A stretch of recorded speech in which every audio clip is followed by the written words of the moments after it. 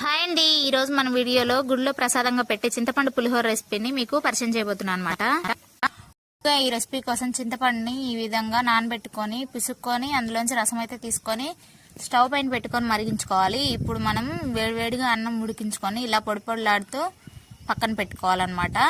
తర్వాత ఇప్పుడు మనం స్టవ్ పైన ఉన్నదాన్ని కన్సిస్టెన్సీ వచ్చేంత వరకు మరిగించుకొని పక్కన పెట్టుకొని ఈ రెసిపీని అంతా చల్లార్చుకోవాలి.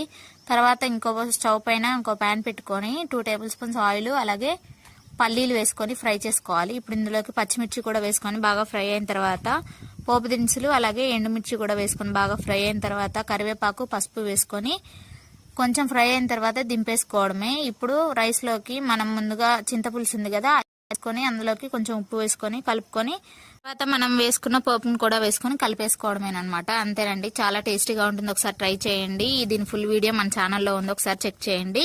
Bye bye.